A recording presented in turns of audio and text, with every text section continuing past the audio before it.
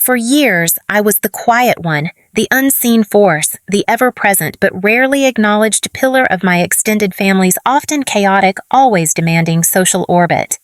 I, Sarah Evans, had always strived to be a good neighbor, a supportive sister-in-law, a kind and considerate aunt. I diligently helped with last-minute potluck contributions, offered countless hours of unsolicited but clearly expected childcare for my nieces and nephews, kept my own modest yard a tidy, cheerful testament to weekend efforts, and made it a point, a deeply ingrained habit born of a genuine desire for harmony, to always offer a warm, sincere smile and a friendly, unpretentious hello to everyone I encountered. But there was one particular branch of my husband Michael's otherwise sprawling and generally amiable family tree, his older, far more affluent and infinitely more arrogant brother Mark, and Mark's equally materialistic and status-conscious wife Lisa, who never seemed to reciprocate my warmth, whose very presence often felt like a subtle, chilling draft in an otherwise comfortably heated room. They, and by extension their small exclusive circle of equally privileged friends and relatives, never seemed to truly see me, or if they did, it was with an air of thinly veiled, almost pitying condescension.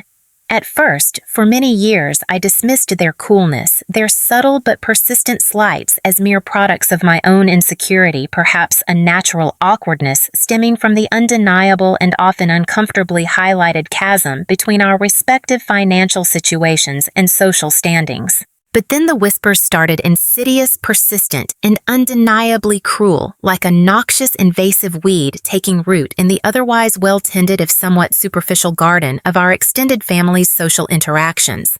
Harsh, cutting words about my family's modest circumstances, about my simple, a word they always managed to imbue with a wealth of disdain, lifestyle, about the way I chose to raise my own two wonderful, well-adjusted, but decidedly undesigner-clad children, Emily and Ben. These whispers, I soon and painfully learned, were often artfully disseminated, if not directly originated by Lisa, with Mark's tacit and equally wounding approval. I tried with all my might, with every ounce of my ingrained desire for peace and familial harmony, to ignore it, to rise above the petty, unfounded negativity, to tell myself that their opinions, their judgments didn't truly matter, that what mattered was the love and integrity that defined my own small, happy family. But it hurt. It hurt deeply, a dull, persistent ache of confusion, frustration, and a profound, almost unbearable sense of being unjustly and relentlessly devalued. And then, when their own carefully constructed, ostentatiously displayed world of financial success and social superiority came crashing spectacularly and very publicly down around their impeccably styled ears, when their empire of illusion crumbled into a pile of debt and despair, they, Mark and Lisa, the very architects of my long-standing quiet humiliation, came running not to their equally affluent fair-weather friends, but to me, Sarah Evans, the poor relation, the simple teacher, the woman they had so consistently, so cruelly looked down upon. They came to me for help, for solace, for a financial lifeline. And in that moment of their profound, abject desperation, I realized with a strange, almost startling clarity, a truth that had perhaps always resided deep within my own unassuming heart. Being rich, being successful in the eyes of the world, means absolutely, unequivocally nothing if you don't possess a core of genuine human decency, if you don't have a compassionate, empathetic heart.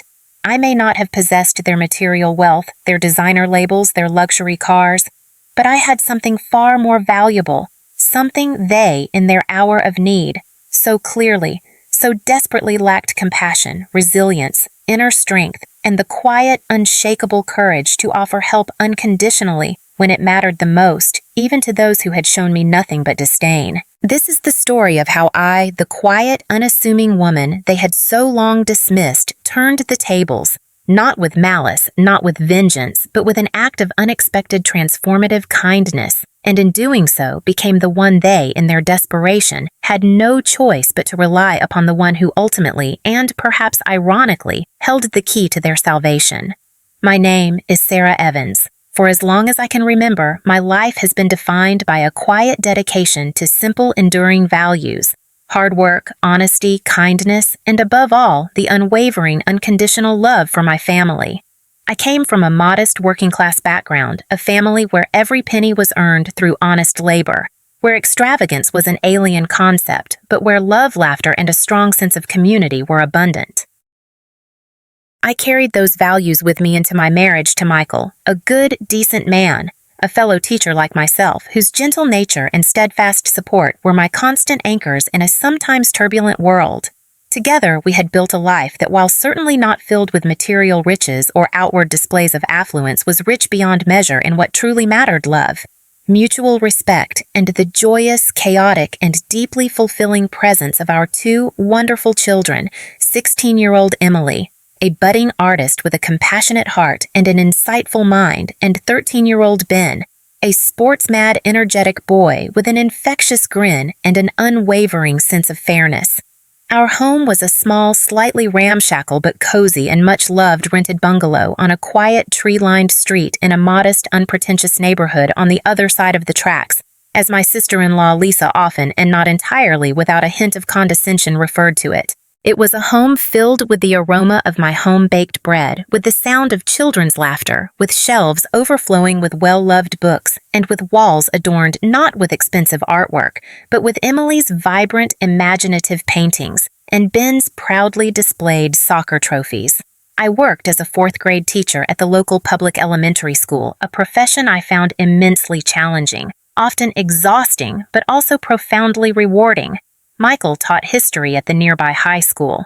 Our combined salaries, while certainly not making us wealthy, were enough with careful budgeting and a distinct lack of frivolous spending to provide our children with everything they truly needed: a safe, nurturing home, good food on the table, quality public education, and an abundance of unconditional love and support. We didn't have designer clothes or fancy cars or exotic annual vacations. Our pleasures were simpler: more homespun family game nights, picnics in the local park weekend, camping trips to the nearby state forest evenings spent reading aloud together. It was, I believed, a good life, a rich life, a life built on a foundation of strong values and genuine contentment. But despite my own quiet satisfaction with our humble, love-filled existence, I had always, or as long as I had been married into the Evans family, felt like an outsider, an anomaly, a slightly embarrassing poor relation whenever I found myself in the orbit of Michael's older, far more financially successful and infinitely more status-conscious brother Mark, and his equally materialistic and often painfully judgmental wife Lisa. Mark was a self-made, or so he frequently and loudly proclaimed, real estate developer, a man whose career had, through a combination of aggressive risk-taking, shrewd, and some whispered not entirely ethical business dealings, and a healthy dose of sheer dumb luck during a particularly fortuitous property boom, catapulted him into the upper echelons of our city's nouveau riche. He and Lisa lived in a sprawling, ostentatious McMansion in an exclusive gated community across town, drove matching his and hers luxury SUVs, and seemed to spend their lives flitting between expensive international vacations, exclusive country club engagements, and an endless, exhausting round of charity galas and high society fundraisers where their names and their generous and very publicly acknowledged donations were always prominently displayed. Their attitude towards me, and by extension towards Michael and our simple life, was a carefully calibrated yet nonetheless deeply wounding mixture of feigned condescending pity and thinly veiled, almost palpable disdain. At large family gatherings, holiday dinners, milestone birthday celebrations, obligatory anniversary parties usually held at their own palatial and rather intimidating home, I was often, and I sensed quite deliberately, made to feel like an interloper, an unwelcome guest from a less desirable planet. Conversations would invariably revolve around topics designed, I felt, to highlight my own perceived inadequacies, my own lack of worldly success, their latest brilliant stock market investments, the exorbitant cost of their children's elite private school tuition, the outrageous price of their recent ski trip to Aspen, the logistical challenges of managing their multiple investment properties, My own quiet contributions to the conversation, usually about my work as a teacher, or Emily's latest artistic achievement, or Ben's soccer team's recent victory, would be met with polite but brief and clearly uninterested nods before the conversation would inevitably, and with a collective sigh of relief from their end, steer back to the far more important, far more glittering topics of wealth status and material acquisition. The subtle and sometimes not so subtle remarks about my simple clothes, my modest second-hand car, our rented bungalow were a constant grating undercurrent. Lisa in particular seemed to derive a certain malicious pleasure from these pointed public comparisons. "Oh, Sarah, dear," she'd coo, her voice dripping with a false, cloying sweetness, her eyes, however, holding a distinct predatory glint. "That's such a charming little dress you're wearing. Did you make it yourself, knowing full well I often did out of necessity, as much as enjoyment?" Or during a discussion about upcoming summer vacation plans, "Mark and I are thinking of taking the children to the Maldives this year. It's simply divine, though, I suppose, for your family. Sarah, perhaps another little camping trip to Lake Pinedale is more appropriate, isn't it?" It was during one particularly ostentatious family Christmas Eve, gathering at Mark and Lisa's palatial home, a home overflowing with an almost obscene display of extravagant decorations and a mountain of ridiculously expensive presents, that I began to feel the cumulative sting of their relentless casual judgment more acutely, more painfully than ever before. Mark, flushed with holiday cheer and an excess of expensive champagne, had just returned from a phenomenally successful business trip to Dubai and was, as usual, holding court, boasting loudly to a captive audience of fawning relatives about his latest multi-million-dollar property deal. "I've just secured the financing for a new exclusive condominium tower right on the waterfront," he proclaimed, his eyes gleaming with a mixture of avarice and self-congratulation. 20 stories of pure luxury Italian marble German appliances, a rooftop infinity pool. The works. You should all come by the sales office and see the model suite sometime. It's everything, absolutely everything you could ever possibly want in a home. A true testament to what hard work and a little bit of genius can achieve. I smiled politely, as I always did, trying to project an air of appropriate, if somewhat detached, admiration. But his words, his casual, almost unthinking equation of everything you could ever want, with sheer, unadulterated material opulence, stung with a fresh, unexpected intensity. I looked around the cavernous, opulently decorated living room at my in-laws, Michael's aunts, uncles, cousins, all dressed in their expensive holiday finery. Their conversations a dizzying kaleidoscope of stock portfolios, exotic travel destinations, high-end consumer goods, and the endless competitive pursuit of more, always more. I then glanced at my own children, Emily and Ben, sitting a little awkwardly on the edge of an oversized velvet-upholstered sofa, looking slightly overwhelmed, slightly out of place in their own neat, clean, but undeniably less fashionable holiday attire. And I could feel the chasm, the almost unbridgeable gap between their world and ours widening, deepening, not just in terms of material wealth, but more insidiously in the very way they perceived and valued a life well lived. "Isn't it simply amazing?" Mark's wife Lisa commented, then her voice a little too loud, her gaze with a chilling deliberate precision flicking pointedly towards me. "How much money, how much success can truly change a person, change a family for the better. I honestly don't know how you manage, Sarah, dear, on a teacher's salary with 2 growing children. It must be, well, it must be so incredibly hard." Her voice was laced with a sympathy so obviously feigned, so transparently condescending, it felt like a physical slap in the face. I felt the familiar heat, the unwelcome flush of shame and anger rise to my cheeks. But as always, I didn't respond. I didn't engage. I simply offered another polite, if somewhat strained, smile, excused myself with a mumbled pretext of needing to check on the children, and retreated to the relative anonymity of the overcrowded, overheated kitchen, my heart heavy with the familiar bitter weight of their casual, unthinking, and deeply ingrained judgment. Why, I wondered for the 1,000th time, why was it that my simple, honest, and I believed deeply fulfilling life, A life rich in love, in family, in community, was always inevitably considered so inferior, so lacking in their glittering superficial and, ultimately, I suspected rather hollow world, but I didn't let it show. Not then, not ever. I didn't retaliate with anger or with bitter, resentful words. I simply went home later that evening, hugged my children tightly, kissed my dear, understanding husband Tom, who I knew also felt the sting of his brother's condescension, though he rarely spoke of it, and tried, as I always did, to put the uncomfortable, demeaning encounter out of my mind. I knew with a certainty that was both my strength and perhaps my quiet, unassuming shield that I didn't need their validation, their approval, their acceptance.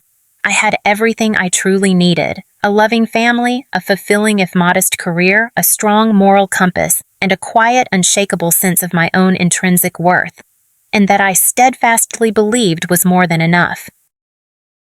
Little did I know then how dramatically, how completely, and how very, very soon the tables were about to turn, and how those very qualities they so readily, so callously dismissed in me, my resilience, my practicality, my quiet strength, my unwavering integrity, would become the very lifeline they in their own hour of devastating self-inflicted crisis would so desperately, so humiliatingly need to cling to. Months passed, then a year, and life on Maple Street, and within the wider, often fraught orbit of the Evans clan, settled back into its familiar, if sometimes subtly strained, rhythms. I, Sarah Evans, continued to navigate my world with a quiet dignity, focusing my energies on my beloved fourth-grade students at Northwood Elementary, on nurturing Emily's burgeoning artistic talents, and Ben's equally passionate if considerably more boisterous athletic pursuits, and on maintaining the warm, loving, if undeniably modest sanctuary of our family home. Tom, my steadfast husband, received a small, much-needed promotion at the high school, becoming head of the history department, a development that brought a measure of quiet pride and a slight but welcome easing of our ever-present financial pressures. We were, by all reasonable measures, content our lives a testament to the enduring power of simple pleasures, strong family bonds, and a shared commitment to living with integrity and quiet purpose. The interactions with Mark and Lisa and their particular branch of the Evans family remained as they had always been: infrequent, largely obligatory, and often tinged with that familiar underlying current of their casual, almost unthinking condescension.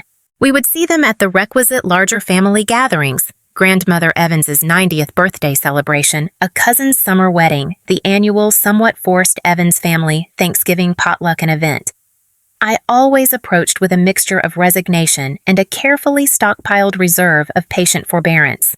Their pronouncements about their own continued and apparently ever-escalating financial successes, their exotic international travels, their children's latest triumphs at their elite private schools continued unabated, a relentless, glittering barrage of self-congratulation that seemed designed, at least in part, to subtly yet effectively highlight the perceived inadequacies of our own more humble, less ostentatious existence. I continued to meet their boasts with polite, if somewhat detached smiles, their thinly veiled criticisms of my simple lifestyle, with a quiet, unruffled dignity that I knew on some level infuriated Lisa in particular. I had over the years developed a fairly effective, if emotionally costly, internal armor against their casual cruelties, a necessary mechanism of self-preservation. Then, almost imperceptibly at first, like the distant, almost inaudible rumble of an approaching unseen storm, subtle signs began to emerge from the usually so polished, so impenetrable facade of Mark and Lisa's seemingly perfect world, signs that hinted at a potential underlying instability, a fragility that belied their outward displays of unshakable affluence and effortless success. Mark, during one particularly strained family Easter brunch, seemed unusually preoccupied, his usual boisterous, self-aggrandizing pronouncements replaced by a somewhat forced joviality, his eyes holding a new unfamiliar flicker of, was it anxiety, or just fatigue from his latest grueling but phenomenally successful business trip to Singapore. Lisa, too, seemed a little more brittle, her usually flawless makeup a fraction less perfect, her laughter a little too loud, a little too shrill, her usual litany of designer acquisitions and exotic vacation plans, strangely, almost conspicuously absent from her conversation. I, with my teacher's practiced eye for observing subtle shifts in human behavior with my long-honed intuition for sensing unspoken anxieties, noted these small, almost imperceptible dissonances, but I didn't dwell on them. It was, after all, none of my business. And frankly, after years of their casual disdain, a small, uncharitable part of me felt a fleeting, almost shameful flicker of something that might have been not quite satisfaction, but perhaps a certain grim, ironic curiosity. The distant rumbles, however, soon escalated into more audible, more undeniable tremors. Whispers began to circulate first within the more discreet inner circles of the Evans family, then more broadly within our shared community, whispers about Mark's latest and apparently largest real estate development project. A hugely ambitious multi-million-dollar luxury condominium tower in a newly gentrified downtown district, facing unexpected and potentially serious financial headwinds. There were rumors of construction delays, of cost overruns, of difficulties securing the final tranches of investment capital in an increasingly volatile market. Mark, when questioned by concerned relatives, would brush these rumors aside with his usual arrogant bluster, dismissing them as jealous competitors spreading malicious lies, or temporary minor logistical hiccups that his genius would soon effortlessly resolve. Lisa similarly would adopt an air of offended indignation, decrying the small-mindedness and envy of those who dared to question her husband's infallible business acumen. But the whispers persisted, grew louder, more specific, more ominous. And then, one bleak, rainy Tuesday afternoon in late October, a day that would forever be etched in the annals of Evans family lore as Black Tuesday, the storm, the one that had been gathering with such insidious, deceptive stealth on their gilded horizon, finally catastrophically broke with a devastating public and utterly irretrievable fury. The news arrived not via hushed family whispers this time, but via the stark, unforgiving headlines of the city's leading financial newspaper, and then with a gleeful, almost predatory alacrity across all the local television news broadcasts. Evans' development empire on brink of collapse, amidst allegations of mismanagement and potential fraud. Mark Peterson's, or rather, Mark Evans's, I must be careful with my character names from previous stories, flagship condominium project, the Pinnacle Towers. Was, it turned out, not just facing minor logistical hiccups. It was a financial black hole, a monument to his own hubris, his reckless overextension, and as darker rumors now began to surface with a terrifying, almost gleeful intensity, his potentially illegal fraudulent misappropriation of investor funds. The details that emerged over the ensuing days and weeks were both shocking and, in a grim, almost predictable way, entirely consistent with the Mark Evans I had, on some level, always known him to be. A man whose ambition far outstripped his actual abilities, whose Midas touch was more myth than reality, whose carefully constructed empire was built not on solid foundations of sound business practice, but on a precarious, unsustainable house of cards of borrowed money, inflated projections, and an almost pathological narcissistic belief in his own infallibility. He had, it was revealed, massively over-leveraged himself, borrowing exorbitant sums from multiple financial institutions, often using inflated and, in some cases, entirely fabricated asset valuations as collateral. He had, it was alleged by a growing chorus of furious, now ruined investors, misrepresented the project's progress, its financial viability, its pre-sale commitments to secure their funds. And most damningly, it appeared he had been systematically siphoning off significant portions of those investor funds, not for the construction of the Pinnacle Towers, but to finance his own and Lisa's increasingly extravagant, unsustainable, and entirely unearned personal lifestyle. The multiple luxury homes, the fleet of expensive cars, the endless designer shopping sprees, the ostentatious international vacations.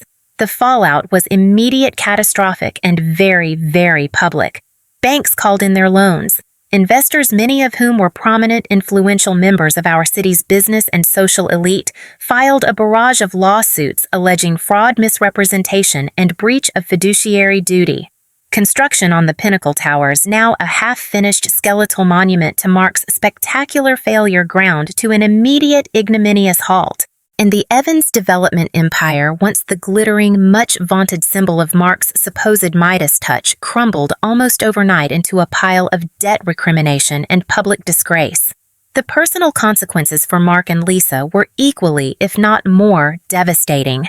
Their palatial home in the exclusive gated community, the one Lisa had so often so condescendingly contrasted with my own charming little bungalow, was immediately slapped with multiple liens, its foreclosure all but inevitable. Their luxury cars were repossessed. Their bank accounts, those that hadn't already been surreptitiously emptied or frozen by court order, were drained. Their carefully curated circle of affluent fair-weather friends vanished almost overnight like morning mist in the harsh glare of their sudden public and deeply humiliating financial ruin.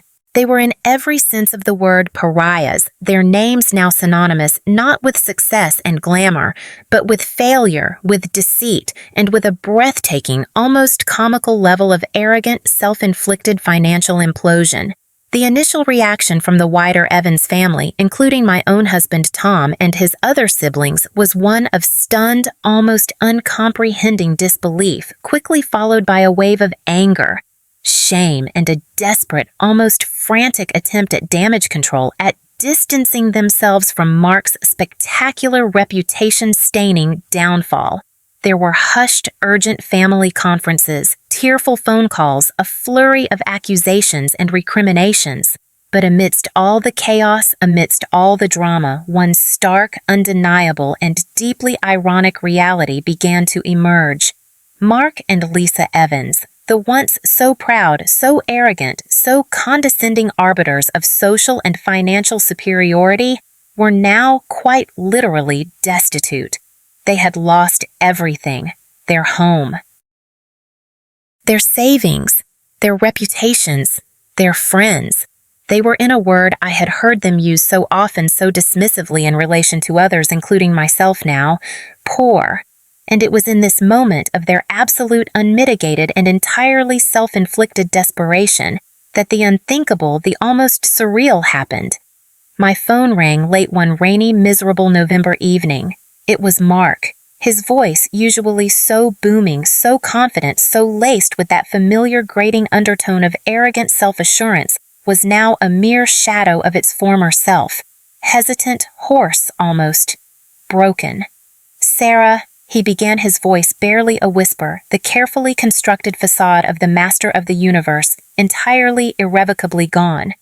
"Sarah, it's Mark. I know we haven't always seen eye to eye. I know I haven't always been the best brother-in-law, but Sarah, Lisa and we're in terrible trouble. We've lost everything. We have nowhere to go, no one else to turn to. Sarah, please, I'm begging you. Can you possibly help us?" The irony was so thick, so potent, so utterly, breathtakingly, almost comically profound, it almost made me laugh out loud. Mark Evans begging me. Sarah Evans, the poor relation, the simple teacher, the woman whose very existence he had so often, so casually, so cruelly dismissed for help. It was a script so improbable, so far-fetched, it could have been penned by a particularly imaginative and rather sadistic Hollywood screenwriter.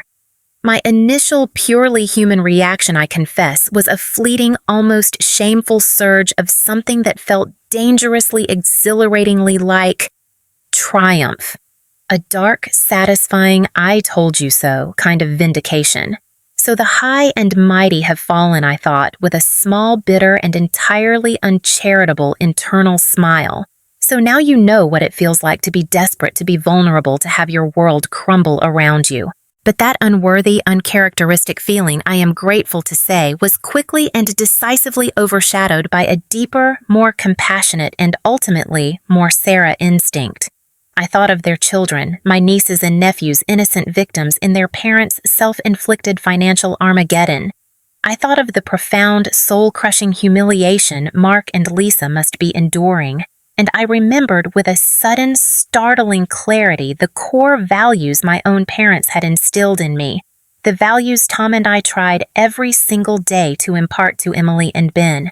Kindness, compassion, empathy, the unwavering belief that you help those in need, regardless of their past actions, regardless of your personal feelings, simply because it is the right, the decent, the human thing to do.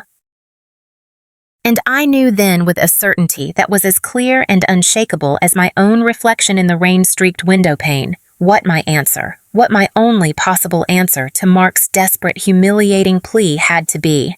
The tables had indeed turned in the most dramatic, most unexpected, and most profoundly ironic of ways. And I, Sarah Evans, the woman they had so long, so cruelly underestimated, was about to offer them not the bitter taste of deserved retribution, but the unexpected and perhaps for them entirely unmerited lifeline of compassionate, practical, and ultimately transformative grace. When he had finally exhaustedly finished his rambling, shame-filled, and often self-pitying account of their spectacular downfall, a heavy, uncomfortable silence once again descended upon our small living room, broken only by the relentless drumming rhythm of the November rain against the window panes and the occasional shuddering sniffle from the once so arrogant, now utterly broken Mark Evans. I didn't offer immediate effusive sympathy, nor did I deliver the harsh judgmental lecture he so clearly, so richly deserved. Instead, I took a long, slow, contemplative sip of my now lukewarm tea, my mind surprisingly clear and analytical despite the emotional turmoil of the past hour, already beginning to formulate a plan. A plan that was not born of any lingering affection for Mark or Lisa, nor of any naive belief in their sudden 11th-hour redemption. No, my plan was born of something far more fundamental, far more pragmatic, a deep-seated compassion for their innocent children, my nieces and nephews, who deserved none of this self-inflicted chaos, and a quiet, unshakable belief in my own perhaps underestimated capacity to bring a measure of order of practical solutions to even the most seemingly hopeless of situations. Mark Weiss said, finally, my voice calm measured and entirely devoid of either recrimination or false comfort. Thank you for your honesty, as difficult as it undoubtedly was for you to share all of that. Your situation, your family's situation, is indeed dire. But wallowing in self-pity or pointing fingers will achieve absolutely nothing at this point. What we need, what you need, is a practical, actionable plan. And that, I paused, meeting his bloodshot, hopeful gaze with a look of quiet, unwavering resolve, is where perhaps, just perhaps, I might be able to offer some assistance. Not a handout, Mark, not a bailout, but a lifeline and some very, very firm guidance. My decision to help, though born of a complex mixture of compassion for the children and a certain grim, almost detached sense of familial duty, was not an impulsive one. And it certainly wasn't going to be an unconditional, open-ended rescue mission. I had my own family, my own still recovering finances, my own hard-won peace of mind to consider. But I also knew with a certainty that resonated deep within my practical teacher's soul that I possessed certain skills, certain perspectives, certain life experiences forged in the crucible of my own more modest but far more stable existence that might actually be of genuine, tangible benefit to them in their current desperate predicament. I might not have their millions, or rather their former illusory millions, but I possessed something far more valuable in a crisis. Common sense resilience, an intimate understanding of budgeting and frugal living, and a profound, unshakable belief in the power of hard work and personal accountability. My plan, which I began to lay out for a stunned, almost uncomprehending Mark over the next hour, was not about simply offering them a temporary financial bailout, which I couldn't afford and which I knew would ultimately solve nothing. No, my plan was far more comprehensive, far more educational. It was about forcing them, Mark and Lisa, to confront the harsh realities of their new, drastically altered circumstances, to dismantle their lifetime of ingrained, entitled assumptions, and to learn from the ground up the fundamental, often unglamorous principles of responsible financial management, of realistic budgeting, of living within one's actual rather than imagined means. First, I explained they would need to immediately and with absolute brutal honesty assess the full, unvarnished extent of their financial devastation. This meant gathering every single bill, every loan document, every threatening letter from a creditor, every last shred of their complex and now largely worthless financial portfolio. No more hiding, no more denial. They needed to face the abyss head-on. Second, I told him they would need to make some incredibly difficult and undoubtedly very painful lifestyle adjustments. The McMansion in the gated community. It would have to be sold immediately, even at a significant loss, to try and satisfy at least some of their primary creditors. The remaining luxury car, the other, I learned, had already been quietly repossessed, also to be sold. The designer clothes, the expensive jewelry, the collection of fine wines, the country club memberships, the children's exorbitant private school tuition, all of it, I stated unequivocally, would have to go or be drastically unrecognizably curtailed. They were, I explained with a calm, almost clinical detachment, no longer a wealthy family living a life of effortless luxury. They were for all intents and purposes starting over from scratch from a position of significant, almost crippling debt. Third, and this was perhaps the hardest part for Mark to swallow, they would both, Mark and Lisa, need to find gainful employment. Immediately. Any employment. No job, I emphasized, was now beneath them. Waiting tables, stocking shelves, driving for a rideshare service, cleaning houses. Whatever it took to bring in some form of legitimate, consistent income, however modest. The days of Lisa's leisurely, philanthropic lunches and Mark's high-powered but ultimately unproductive business meetings were over. They needed to learn, or rather relearn, the fundamental, often forgotten dignity of honest, hard, and yes, sometimes unglamorous labor.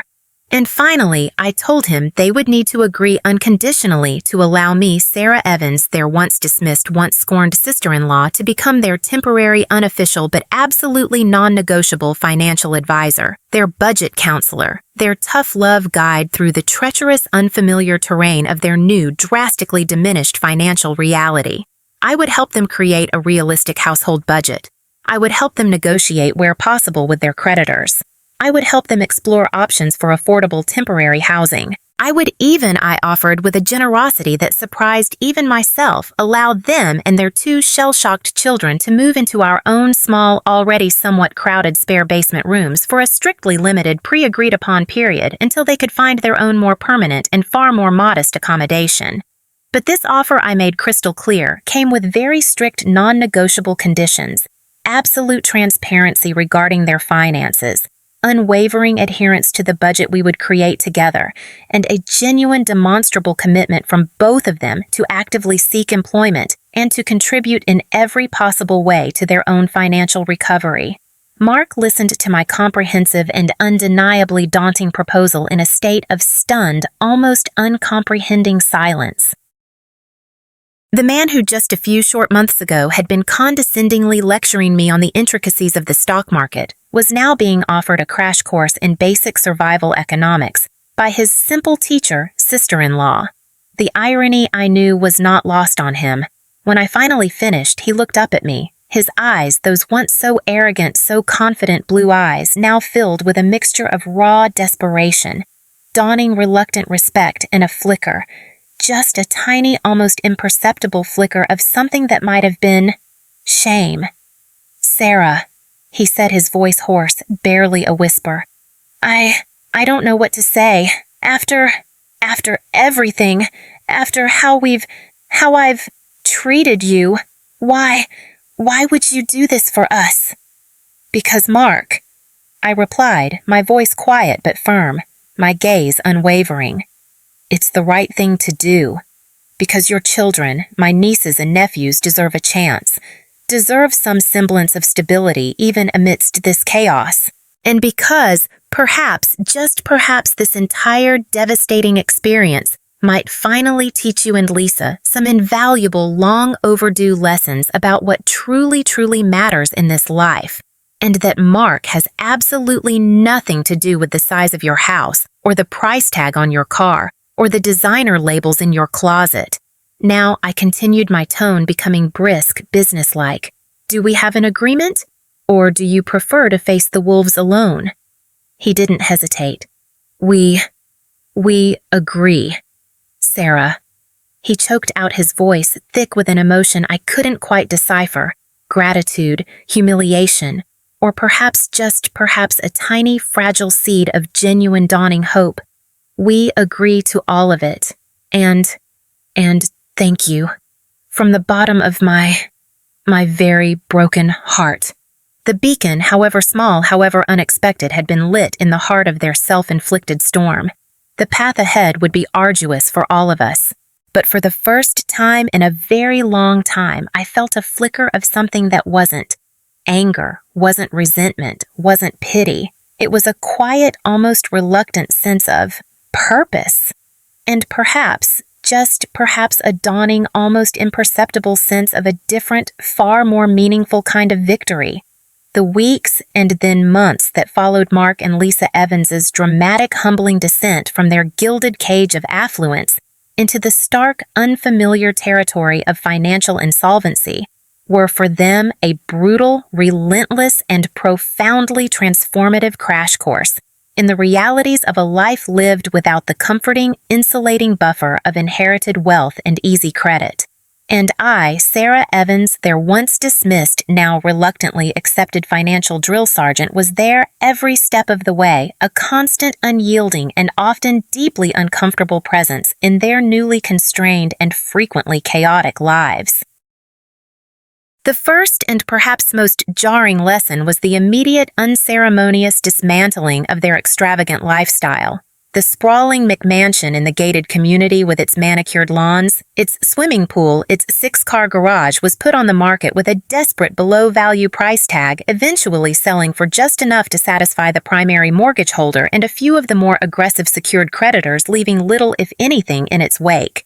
The remaining luxury SUV, Lisa's prized possession, was tearfully, resentfully surrendered to a consignment dealer. Her closets once overflowing with an almost obscene collection of designer clothes, shoes, and handbags, items she had once flaunted with such casual, unthinking arrogance, were ruthlessly, systematically culled, their contents sold off at local consignment shops, online marketplaces, or donated with a certain grim, ironic satisfaction on my part to the very same local women's shelter she had once so condescendingly offered a token anemic donation to at a high society charity gala.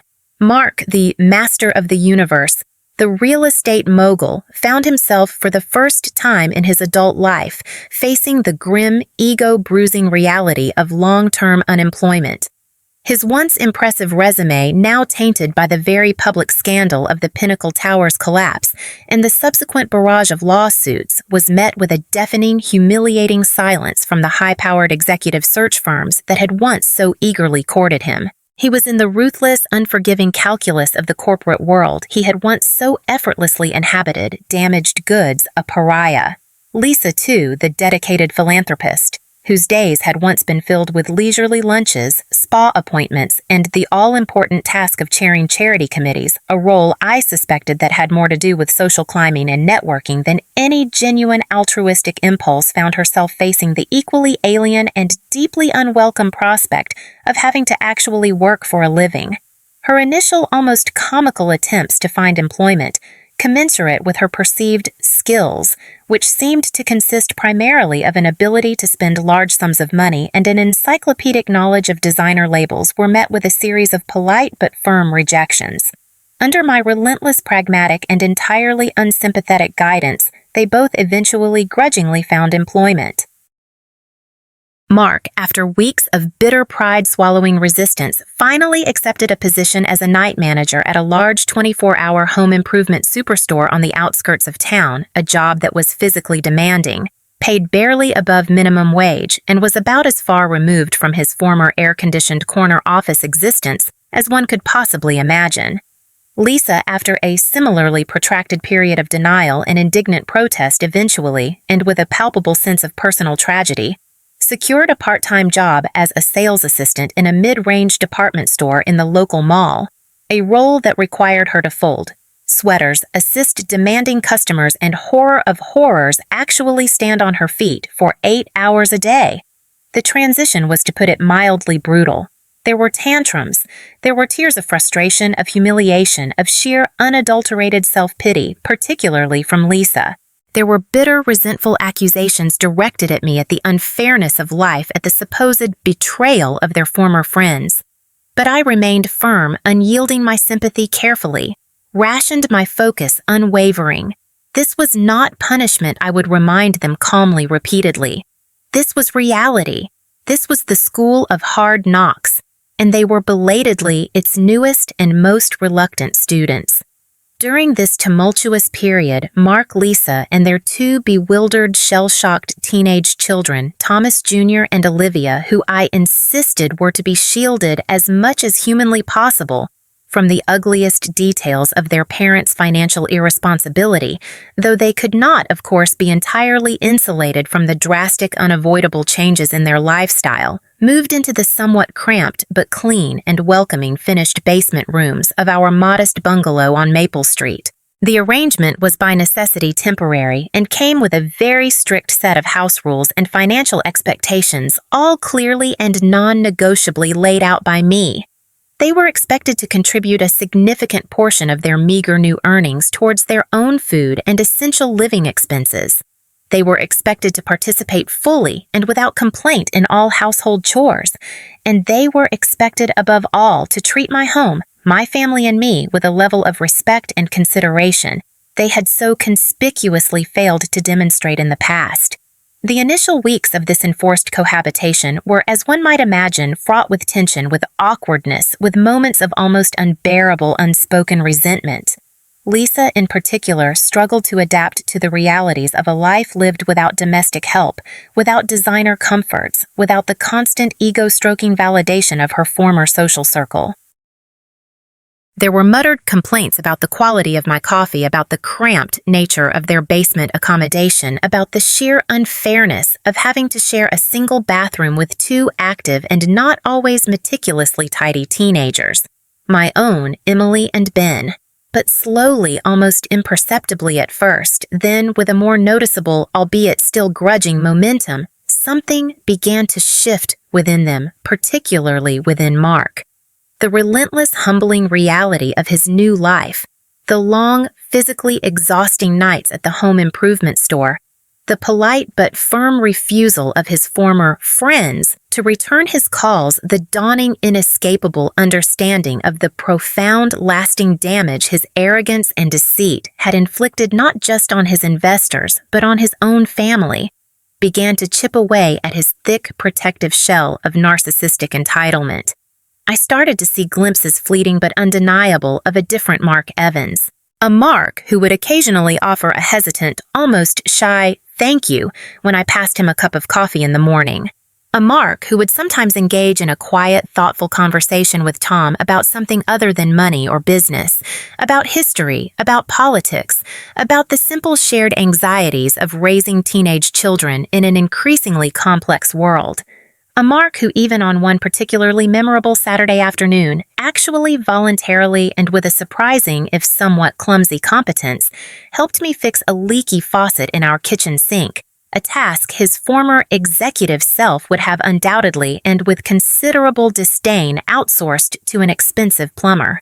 Lisa's transformation was perhaps slower, more reluctant, more superficial, at least initially. But even she faced with the daily undeniable evidence of my own quiet, uncomplaining hard work, my unwavering dedication to my family. My consistent, if sometimes firm kindness towards hers began to thaw just a little around the edges. She started occasionally to offer a hesitant hand with the dinner dishes, to engage in a polite, if still somewhat strained conversation with me about something other than her own past glories or present grievances. She even, to my utter astonishment, asked Emily if she could borrow one of her art history textbooks, expressing a tentative, almost shy interest in a subject she had in her previous life, likely dismissed as utterly frivolous and entirely irrelevant. The lessons were hard-won, often painful for all of us. But slowly, painstakingly, through the humbling, often humiliating crucible of their own self-inflicted adversity, and perhaps, just perhaps through the quiet, consistent, and entirely unexpected example of my own unassuming, compassionate strength, Mark and Lisa Evans were just beginning to learn some fundamental, long-overdue truths about the real value of $1, about the profound importance of humility, about the quiet dignity of honest labor, and about the enduring, irreplaceable, and ultimately priceless currency of genuine human kindness and mutual respect. The School of Hard Knocks was, it seemed, finally in session, and its most reluctant, most privileged students were at long last beginning to pay attention. The culmination of this unexpected and often deeply challenging chapter in our interconnected family lives arrived not with a dramatic cinematic flourish, not with a sudden revelatory epiphany, but with the slow, gradual, almost imperceptible dawning of a new, more authentic, and infinitely more sustainable equilibrium. It was a transformation forged not in grand pronouncements or tearful confessions, but in the small, everyday acts of shared responsibility, of dawning mutual respect, and of a hard-won and therefore all the more precious humility. After nearly a year of living under our roof, a year of navigating the often turbulent waters of their new, drastically altered reality, a year of Mark's relentless, soul-crushing shifts at the home improvement superstore, and Lisa's equally ego-bruising, footsore days at the department store sales counter, a year of meticulously adhering to the stringent household budget I had helped them create, a year of learning to live without, to make do, to appreciate the small, often overlooked blessings of a simpler, less ostentatious existence. They were finally remarkably back on their feet. Not their old, precariously balanced, financially overextended feet, but new, more solid, more grounded ones. Mark, through a combination of sheer desperate perseverance and a surprising, hitherto undiscovered aptitude for retail management, had actually managed to secure a promotion to assistant night manager at the superstore. It wasn't the glamorous, high-powered executive role he had once inhabited, not by a long shot, but it was a steady, respectable job with a modest but reliable income, and more importantly, it was a job he had earned, a job he performed with a newfound quiet dignity and a surprising, almost touching dedication. He had even, to my utter astonishment, started to speak with a certain gruff pride about his team, about the challenges of inventory management, about his plans to improve nighttime operational efficiency. He was, it seemed, finally finding a measure of genuine earned self-worth in a world far removed from the illusory glitter of his past. Lisa, too, had found her own unexpected path.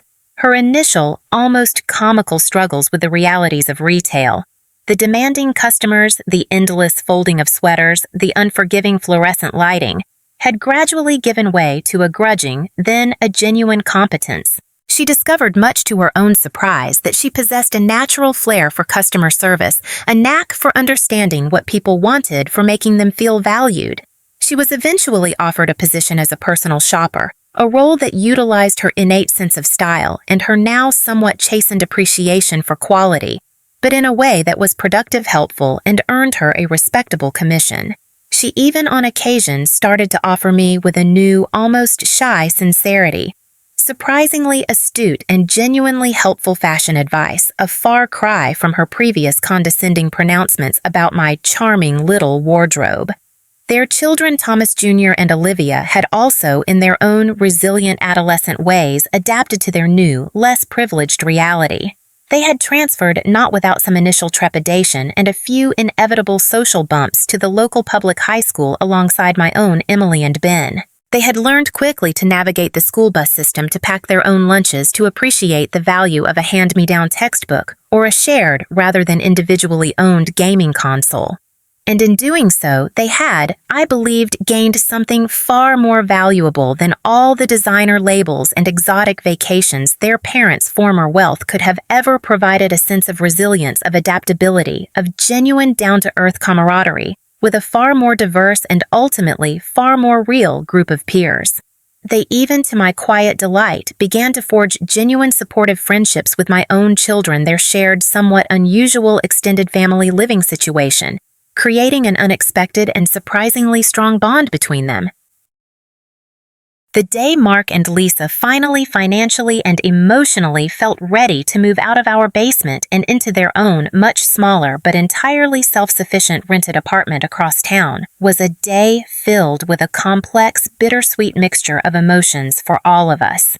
There was undeniably a sense of relief on their part, a reclaiming of their own independence, their own adult space.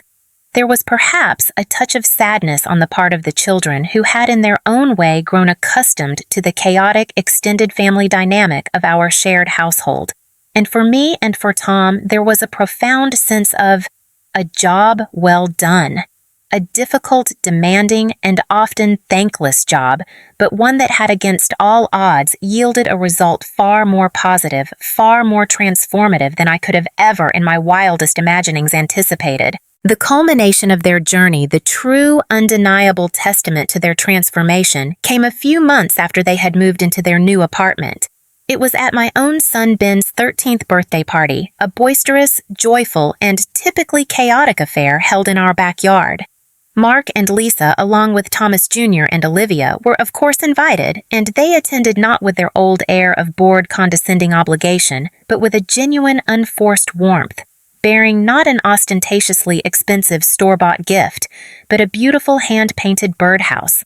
Mark had painstakingly and with surprising skill crafted in his newfound spare time, and a delicious homemade chocolate cake that Lisa, with a shy, proud smile, confessed she had baked herself using a recipe I had once long ago casually shared with her. Later that afternoon, as the party was winding down, as the children high on sugar and birthday excitement were engaged in a raucous game of tag on the lawn, Mark approached me, a hesitant, almost humble expression on his face, an expression I had never ever seen there before.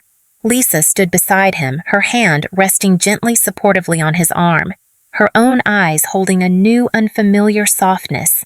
Sarah Mark began, his voice a little hoarse, his gaze direct, unwavering, and entirely devoid of its former arrogance. Lisa and we wanted to formally and publicly thank you for everything, for saving us, really, not just financially, though. God knows you did that too, and we will be repaying every penny of that loan you so generously and so undeservedly extended to us as soon as we possibly can. But more than that, Sarah, you saved us from ourselves, from our own arrogance, our own blindness, our own stupidity. Lisa nodded her eyes, those pale blue eyes that had once held such cool disdain for me, now glistening with unshed, genuine tears. We were awful to you, Sarah, she whispered, her voice thick with an emotion that sounded remarkably like remorse. For so many years, we looked down on you.